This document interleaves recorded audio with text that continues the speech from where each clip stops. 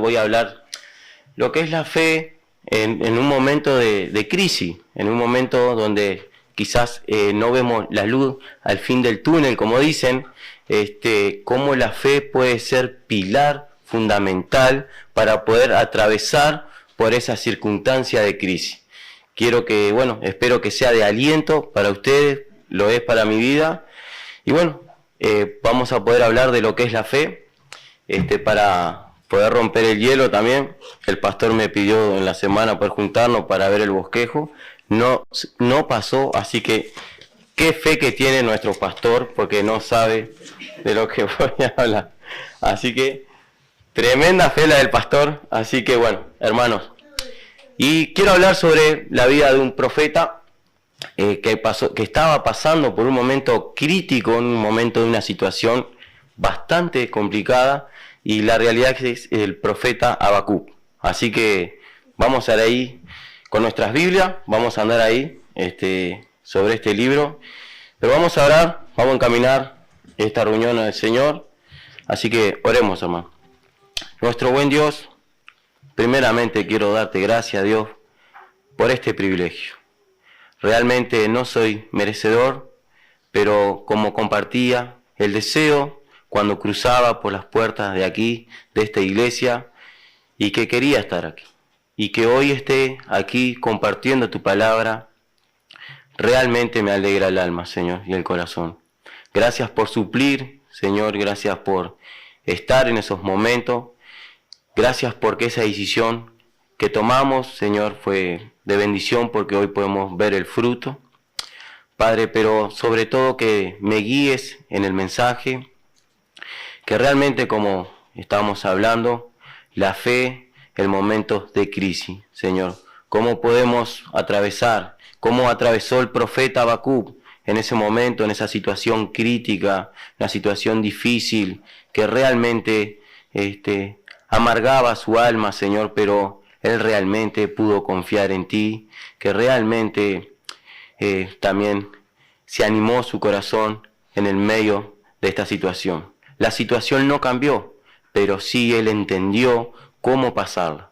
Así que realmente pueda transmitir con claridad frente a mis hermanos, Señor, la palabra, Señor, que realmente tú llegues al corazón y que realmente sea un instrumento en tus manos. Que realmente obre, Señor. Dejamos este tiempo en tus manos, en el nombre del Señor Jesús. Amén. Bien, como título le puse la fe en tiempos de crisis. ¿Cómo vivir la fe en un momento de crisis? ¿Cómo vivirla?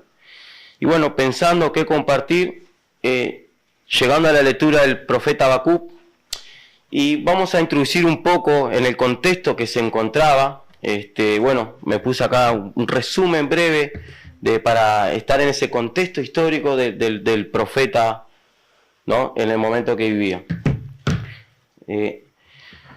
La historia del profeta, le tocó vivir una triste situación, donde el profeta Habacuc vivió unos 600 años antes de la venida de nuestro Señor Jesucristo, y él profetizó en Judá. Recuerdan que cuando se dividieron los reinos, el reino del norte y el reino de Judá, Habacuc profetizó en el reino de Judá. Venía de tiempos buenos, de un avivamiento. No sé si se acuerdan de cuando reinaba el rey Josías, donde fue encontrado el libro de la ley, donde hubieron cambios espirituales, el pueblo se había orientado, se había encaminado, e iba todo bien. De repente este rey Josías muere en batalla, rápidamente su hijo toma el lugar, y como todo el reinado de la historia, si han leído, de repente un rey hacía lo bueno delante de Dios y el próximo hacía todo lo contrario, y así era todo el reinado. Pero el hijo empezó a hacer todo lo malo delante de Dios, y Habacuc va a profetizar en un momento clave.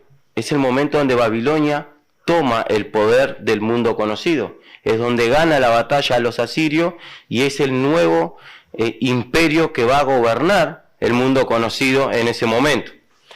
Habacuc le toca profetizar ahí en esos tiempos finales y el principio de este nuevo reinado, en el cual profetiza, ¿no?, que ese imperio era el que iba a cautivar al pueblo de Dios por 70 años, donde iba a ser llevado, y donde podemos ver el relato en Jeremías, lo que fue la devastación que hubo, donde destruyeron toda la ciudad, mataron a filos de espada a algunos, a otros llevaron cautivo, y en el cual se llevaron hasta los utensilios de la casa de Dios.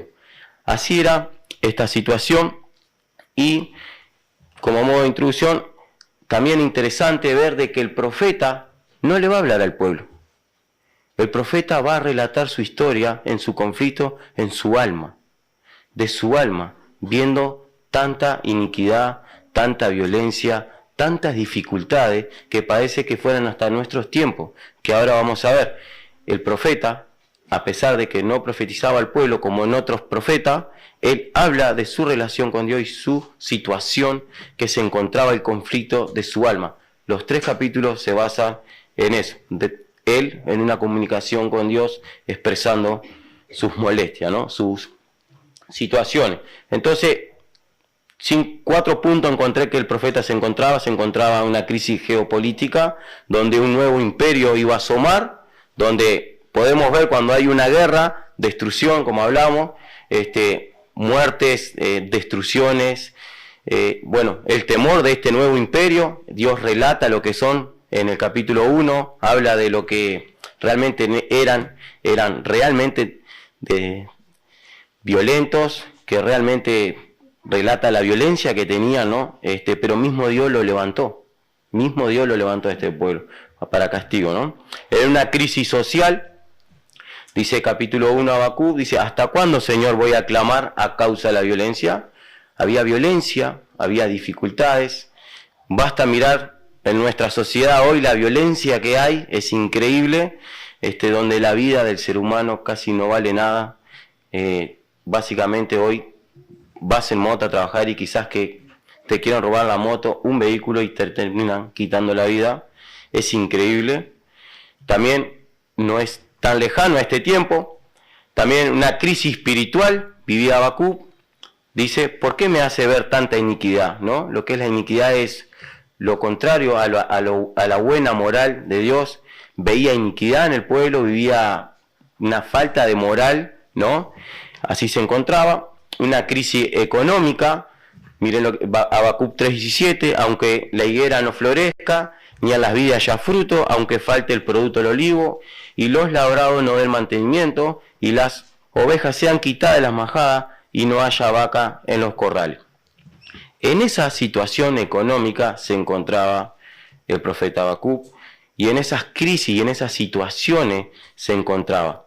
Pero él tuvo que aprender cómo afrontar estas situaciones, geopolítica, social, espiritual y económica.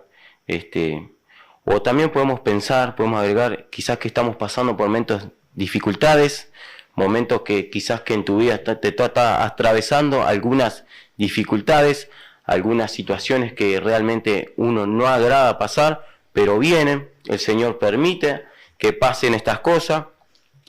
No sé cuál es la situación, hermano, de tu vida, pero quizás que pueda apropiarte de cómo el profeta Habacuc pudo soportar y pudo sobrellevar estas situaciones. ¿Y saben cómo lo sobrellevó? Cada profeta tenía un nombre, y casi siempre el significado de su nombre iba arraigado a la tarea que tenía que llevar. ¿Sabe lo que significa Habacuc? Significa el que lucha, pero también significa el que abraza. Entonces, en un sentido podemos pensar que el profeta Habacuc pasó esta situación luchando contra su alma misma, pero abrazado de Dios. Así que hoy te invito a tener que pasar estas situaciones quizás que estés pasando hoy, a que vos puedas pasar abrazando, pero luchando con Dios. Así que, teniendo esto en mente, teniendo el contexto histórico de Habacuc, vamos a entrar al texto. Y vamos a ver cómo Habacuc expresa la situación a Dios. Así que leemos ahí en capítulo 1 Habacuc, del 1 al 4. Y dice así: la profecía que vio el profeta Habacuc. ¿Hasta cuándo, oh Jehová, clamaré y no oirás? Y daré voces a ti a causa de la violencia y no salvarás. ¿Por qué me haces ver iniquidad y haces que vea molestia? Destrucción y violencia están delante de mí, pleitos, contiendas se levantan. Por lo cual la ley es debilitada, el juicio no sale según la verdad. Por cuanto el impío asidia al justo, por eso sale torcida la justicia. Entonces, frente a esta situación, quiero dejarle tres desafíos. Quiero ir medio rápido, voy a mirar el tiempo. Tres desafíos que se llaman: dudar sin desertar. El segundo, esperar sin desesperar. Y el tercero, confiar sin desmayar. Esos son tres desafíos que realmente espero que sean desafíos para su alma y para la mía. Pero vamos a entrar en el primero. Dudar sin desertar. Cuando una duda viene, quizás que hoy estás pasando una situación, como decía al principio, y capaz que estás en una situación y estás orando a Dios, y de repente te encuentras en la situación que estaba el profeta, como dice acá: ¿hasta cuándo? Y te haces estas preguntas: oh Jehová, clamaré y no irás. Quizás estás orando y pareciera que Dios no responde. ¿Qué será, que Dios no me escucha? ¿Por qué no responde Dios a mi oración? ¿No? Eso me va a ayudar, ¿no?, a entender ciertas cosas. El profeta eleva la oración a Dios. Alguien dijo: la duda hace la pregunta, la incredulidad no quiere escuchar la respuesta. La duda hace la pregunta. Y quizás que hoy está en una situación como, quizás que no está en una de estas, como la del profeta, pero estás en una crisis, en una situación frente a un estudio médico que no salió bien, frente a una situación con familias, con familiares, con hijos. Quizás que querés que una situación que sea otra y no está siendo. Quizás que estás en esta situación, estás orando a Dios y no ves la respuesta de Dios. Entonces, el profeta eleva la situación. Y eso es lo primero que tenemos que hacer en una situación. Y la duda no es un pecado, hermano. La duda no es un pecado.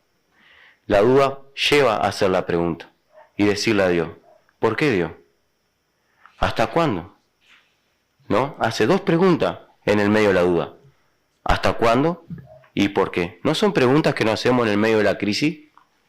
¿No son las mismas preguntas? Son las mismas que siempre nos hacemos. Así que la primera cosa que tenemos que es elevarlo a Dios en oración, aunque parezca que Dios no contesta. Pero el profeta eleva la queja ante Dios. Hace dos preguntas: ¿hasta cuándo y por qué?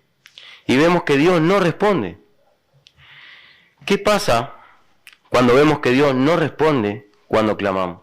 ¿Qué pasa en nuestras almas? Me preguntaba a mí y te pregunto: ¿qué pasa en este tiempo que ves que Dios no responde a la oración que estamos frente a la situación? Y yo me puse acá: una cosa es presentar la queja ante Dios que quejarse de Dios. Y esas cosas tenemos que preguntarnos: ¿me estoy quejando de Dios por esta situación o estoy elevando la queja? Yo puedo elevar la queja ante Dios. Puedo. Y preguntar: ¿por qué, Dios? ¿Por qué permites esto? Tenemos que elevarla, pero no quejarnos de Dios. No nos quejemos de Dios, sino que presentemos la queja delante de Dios. Yo me puse acá: quejarse de Dios muchas veces tendemos a no presentar, ¿no? Por quejarnos no tendemos a presentar nuestra duda delante de Dios, sino que nos quedamos en la queja. Pero miremos los textos, me puse acá. Dios, el profeta eleva la duda. Alguien dijo: ser un discípulo de Jesús es aprender a caminar con nuestras luchas y nuestras dudas. Y grandes hombres de Dios dudaron. Abraham, le presento uno. Moisés, lo vimos con los jóvenes. ¿Se acuerdan cuando el pueblo le clamaba por carne y él lloraba y él le reclama a Dios porque él tenía que hacerse cargo, ¿no? Porque lloraban por un cacho de carne y él llega al punto que Moisés desea morir. También Elías, recuerdan en los jóvenes cuando vimos, donde mostrando la gloria de Dios, viendo cómo descendía fuego del cielo, ¿no? Destruyendo a los profetas de Baal. Aún así, una pequeña amenaza de una mujer, él se deprime de tal manera que se va al desierto y desea morirse. Pero aún más, venimos más adelante, Juan el Bautista, aquel que le escuchó la voz de Dios, aquel que dijo, aquel que descienda al Espíritu en forma de paloma, ese es mi Hijo amado en el cual tengo complacencia. Cuando estaba encarcelado mandó a preguntar si él era el Cristo el que ha de venir. ¿Y recuerdan la respuesta del Señor Jesús? ¿Recuerdan la respuesta? El Señor Jesús le dice, de cierto os digo que no hay otro salido de mujer como Juan el Bautista. Una persona que dudó, que escuchó la voz auditiva de Dios diciendo, este es mi Hijo amado, estando en una situación que estaba encerrado, dudó. Porque él dudó. Por eso mandó a preguntar si él era el Mesías, él era el Cristo, él era el que ha de venir. Pero aprendamos cómo el Señor recibe esa duda. De cierto os digo que no hay otro nacido de mujer como Juan el Bautista. Qué lindo es pensar en esto, de que el Señor Jesús no nos va a despreciar por la duda. No te va a despreciar. Así que eleva esa duda y quizás que ¿no? El Señor va a responder por medio de su palabra y va a aliviar el alma, ¿no? El Señor no se enoja cuando nosotros presentamos las dudas. Miren lo que dijo el reformador Martín Lutero. Hay más fe en una duda honesta que en la mayoría de los credos. Así dijo Martín Lutero. Hay más fe en una duda honesta que en todos los credos. Alguien dijo también, dice que Dios valora más un corazón con una duda honesta que un corazón indiferente a Dios. Presentemos quizás la duda que tengamos de nuestro Dios. No nos quejemos de Dios. Presentemos la queja, presentemos la situación y digámosles a nuestro Dios la situación que estamos pasando. Miren lo que dice Proverbios. Quiero leerlo en NTV. Porque me gusta cómo está en NTV, del 5, cómo nos anima la palabra, dice, confía en el Señor con todo tu corazón, no dependa de tu propio entendimiento, busca su voluntad en todo lo que haga, y Él te mostrará cuál camino tomar. No te dejes impresionar por tus propias sabidurías, en cambio, teme al Señor y aléjate del mal. Entonces dará salud a tu cuerpo y fortaleza a tus huesos. Proverbios 3, del versículo 5 al 8. Confía en el Señor con todo tu corazón. Confiemos en el Señor con todo corazón en estos momentos quizás que estemos atravesando de muchas crisis. Pero también el profeta le va a responder, no quiero leer porque si no se va a extender demasiado, pero el profeta, Dios le responde la oración al profeta, ¿no? Y Dios le responde que Él va a tomar un pueblo, que Él está levantando a los caldeos para destruir, ¿no? Para tomar juicio. Y el profeta ahí entra a cuestionar a Dios, y le dice, Señor, pero estos son más pecadores que nosotros. ¿Por qué vas a tomar este pueblo para castigarnos a nosotros, que son más pecadores que nosotros? Y ahí termina el diálogo, ¿no? Del capítulo 1, cuando se queja ante lo que Dios iba a hacer, ¿no? Para castigar a su pueblo, para castigar lo que él estaba presentando, de lo que era la queja, ¿no? De ver tanta injusticia, tanta iniquidad, de ver cómo la verdad era debilitada, y etcétera. Pero bien, dudar sin desertar. Que la duda no te desanime y te deje en el camino. Que la duda haga la pregunta delante de Dios. Que la duda haga la pregunta. No te quedes en el medio de la situación. No te quedes. Si tenés duda, elevala a nuestro Dios. Pero como dice el proverbio, confía en el Señor con todo tu corazón. Pasamos al segundo punto. Esperar sin desesperar. Dios le va a responder ¿Hasta cuándo? ¿Y por qué? A esas dos preguntas le va a responder. Y mire cómo le responde Dios. Capítulo 2, versículo 1 al 4. Dice así: sobre mí guardaré y estaré sobre la fortaleza. Afirmaré el pie y velaré para ver lo que se me dirá. ¿Y qué he de responder tocante a mi queja? Y Jehová me respondió y dijo: escribe la visión y declarala en tablas para que corra el que leyere en ella. Aunque la visión tardara aún por un tiempo, mas se apresura hacia el fin, y no mentirá. Aunque tardare, espéralo, porque sin duda no tardará.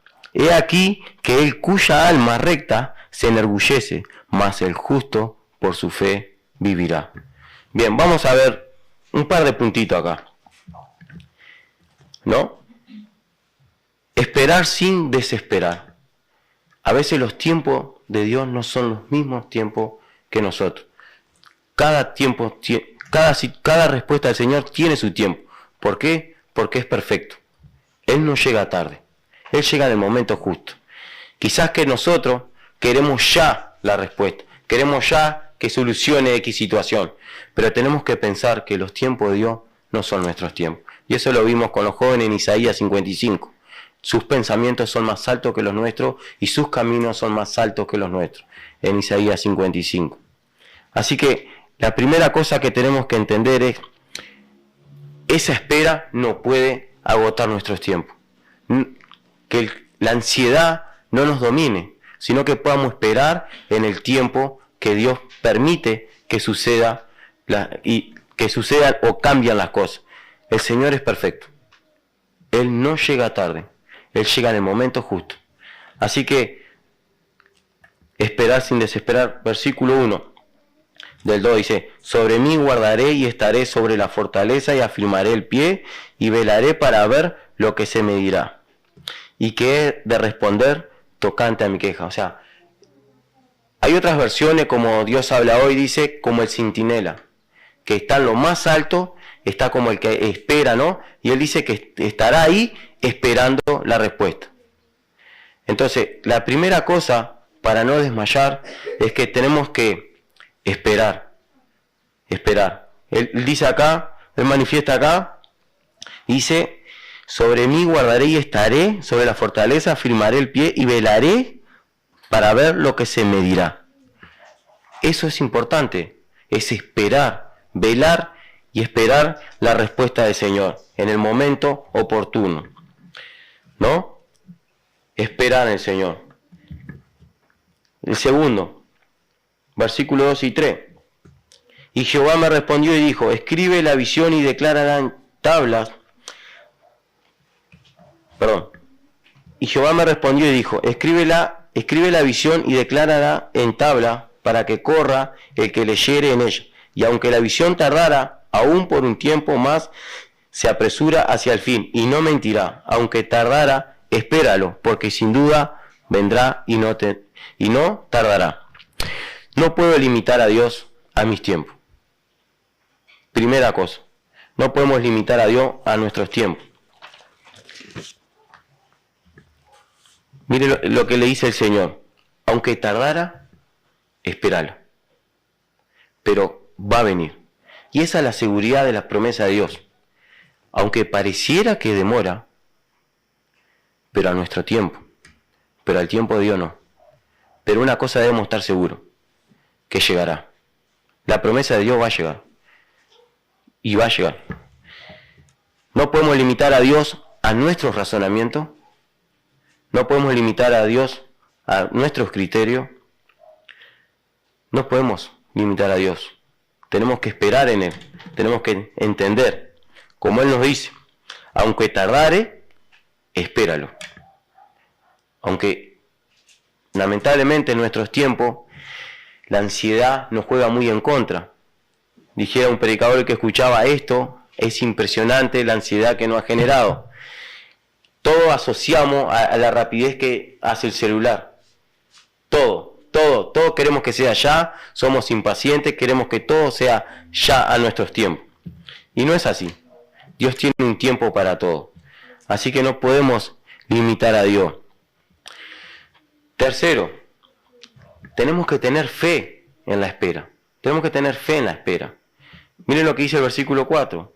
He aquí aquel cuya alma es recta, se enorgullece, mas el justo por su fe vivirá. ¿No? Casi que de memoria podemos citar lo que es la fe, ¿no? ¿Alguien que se anime a decirlo? Hebreos 11. La fe es la certeza de lo que se espera, la convicción de lo que no se ve. Esa es la fe. O sea, tenemos que estar convencidos de lo que va a venir, va a llegar. Aunque no lo vea. Aunque no lo vea, va a llegar. Por eso dice, mas el justo por la fe vivirá. Así que debemos confiar en Dios. También, dice el versículo 20 del capítulo 2. Mas Jehová está sentado en su santo templo. Calle delante de él toda la tierra. Debemos confiar que Dios está en este proceso. Él está con nosotros. Él está. Dice, mas Jehová está sentado en su santo templo. Pero, ¿saben lo que le va a pasar al profeta? No lo quiero leer, pero el versículo 2 habla Dios en el capítulo 2. Todo el tiempo está hablando de Dios. Y ¿saben? Dios le va a relatar todo lo que le va a acontecer. En el capítulo 1, el profeta eleva la duda y pregunta por qué. Dios le responde que va a levantar un pueblo. En el capítulo 2, Dios le responde que espere, donde Él promete que va a hacer algo, escribe la promesa, ¿no? Y más abajo del 6 al 14, Dios va a decirle lo que le va a pasar a esta nación cruel. Todo lo que le va a acontecer.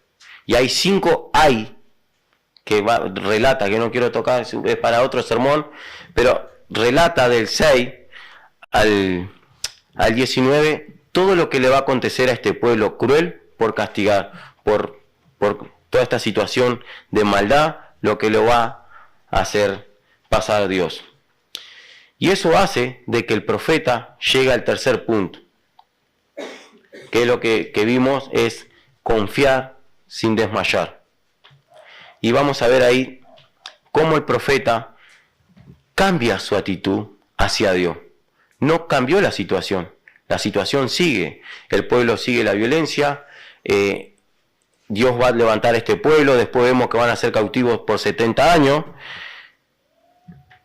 Dios le relata lo que le va a pasar y cómo Dios va a interceder y el profeta va a cambiar la actitud. Y ahí miremos lo que es en el capítulo 3 y vamos a leer en el capítulo 3 confiar sin desmayar. Versículo 3, capítulo 3, del 1 al 3. Y dice así: la oración del profeta Habacuc sobre Signoc. Oh Jehová, he oído tu palabra y temí. Oh Jehová, aviva tu obra en medio de los tiempos, y en medio de los tiempos hazla conocer. En la ira, acuérdate de la misericordia. Dios vendrá de Temán, y el santo desde el monte de Parán. Bien, hasta ahí. Después del profeta escuchar de lo que le iba a pasar a este pueblo, ¿no? Lo que iba a castigar, la situación que le iba a pasar a los babilonios, Babilonia, tres cosas. El profeta, de su boca sale, dice, el signón, esto significa que es un coro esto. Perdón, me iba a adelantar. Dice oración, pero aquellos que estudian más profundamente, esto es un coro, es una canción, que es una alabanza. Por eso dice, por los que saben, dice el Signok, que esto significa cómo debía ser cantado. Cómo debía ser cantado. Y en este caso significaba cantando con un grito de victoria. El profeta lo primero que eleva en confiar sin desmayar es, lo primero que le pasa en su vida es un grito de alabanza. después de escuchar lo que Dios iba a hacer con este pueblo, él eleva su alabanza a Dios. Y eso es lo que debemos hacer, hermano. Elevar nuestra alabanza a nuestro Dios en el medio de la situación. Segundo punto, un nuevo deseo en el corazón. Dice así: oh Jehová, aviva tu obra en medio de los tiempos. Oh Jehová, aviva tu obra en medio de los tiempos. Un nuevo deseo en el corazón había en el profeta. 3. Recuerda la fidelidad de Dios. Y ahí no voy a leer todo, pero del versículo 3 al versículo 16 del capítulo 3, él va a recordar cómo Dios sacó con mano poderosa desde la antigüedad, liberado constantemente al pueblo, y lo que Dios ha hecho a su pueblo, cómo Dios fue liberando, ¿no? Entonces, yo pensaba, ¿no? Muchas veces se nos enseña que no podemos recordar las cosas de atrás. Que, como dicen, para atrás solo para impulsarnos, siempre para adelante, ¿no? Pero qué lindo es que podamos pensar en esto. La fidelidad de Dios en todos estos tiempos. Podamos mirar para atrás y cómo Dios ha ido obrando en diferentes tiempos, de diferentes maneras, y que eso pueda traer a nuestra memoria de cuán fiel es Dios. Que podamos mirar para atrás, pero con esa intención, hermano, de recordar cómo Dios ha ido estando en cada momento de nuestras vidas, cómo Él ha estado en cada situación, cómo Él nos ha protegido, cómo Él ha suplido, cómo Él ha estado constantemente con nosotros.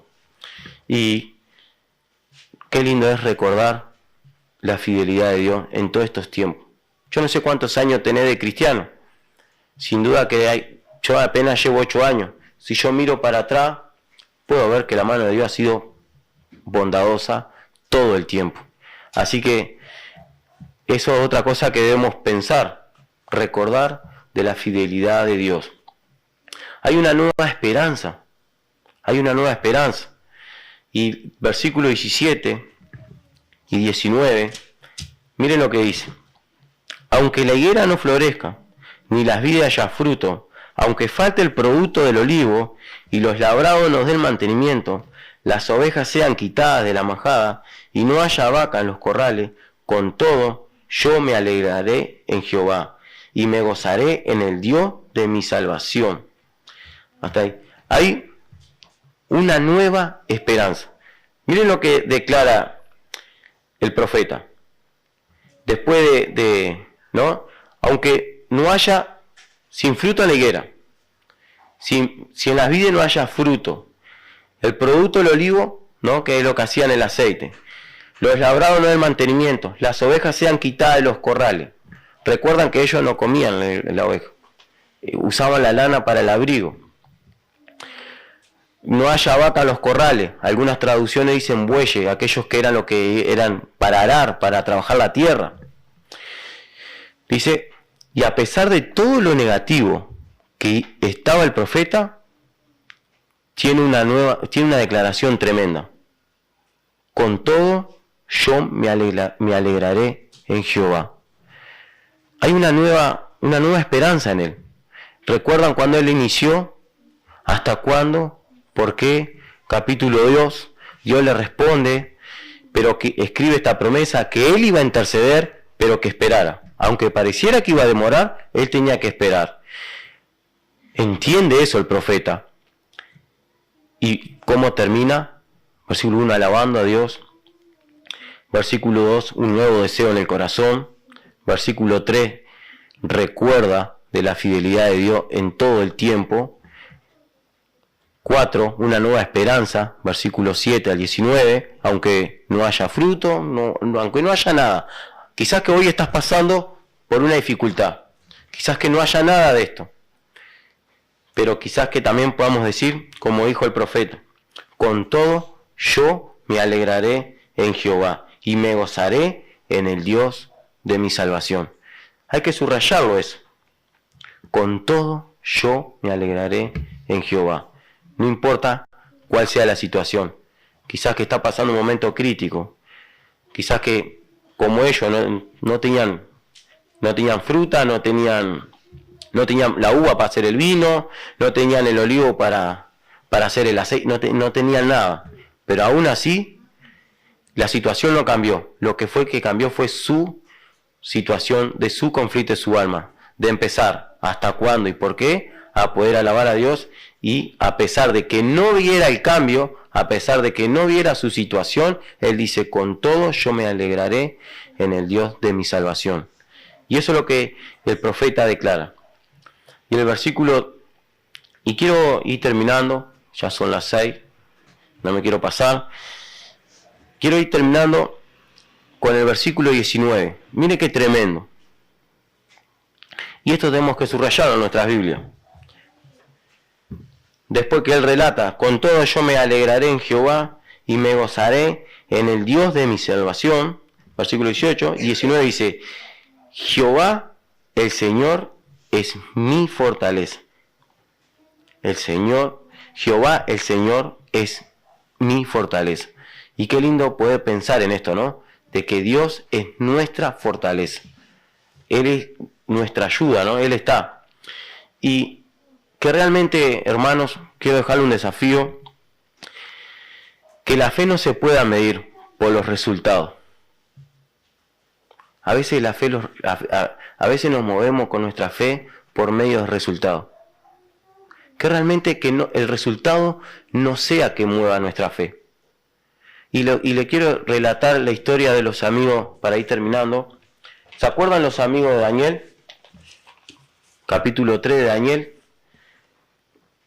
Dice así que, no se lo voy a decir textualmente, pero dice que estaba el rey Nabucodonosor, hizo una estatua en el cual le relata, capítulo 3, que al sonar todos los instrumentos, relata varios instrumentos, tenían que postrarse delante de la estatua, ¿no? Y adorar a la estatua que él había hecho. Resulta que hay 3 amigos de Daniel que no se inclinan a esa estatua, en el cual las personas, los guardias ven que estas 3 no se inclinan, y van y le dicen a Nabucodonosor que realmente hay 3 varones que están en el palacio real que no se han inclinado a la estatua y que han desobedecido al rey. Entonces Nabucodonosor, oyendo eso, va y le pregunta, ¿por qué no se han inclinado? Entonces Nabucodonosor le dice, bueno, al oír la trompeta, todos los instrumentos, inclinar. ¿Y saben cuál es la respuesta de esos 3 jóvenes? Es increíble. Le dice así, y lo quiero leer textual, para no, si alguien lo puede encontrar primero, mejor, porque no quiero agregarle nada. Acá lo encontré igual.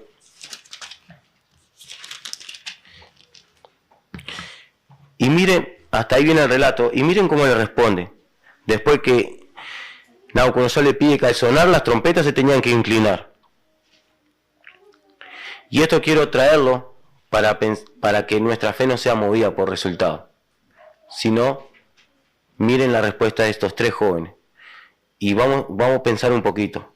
Ellos estaban en un lugar privilegiado, donde estaban ministrando el palacio de Nabucodonosor, alejado de lo que era el pueblo, porque el pueblo estaba siendo oprimido, castigado, trabajando para esa estatua, y ellos estaban ministrando porque eran personas sabias, ¿se acuerdan? Ese era el relato.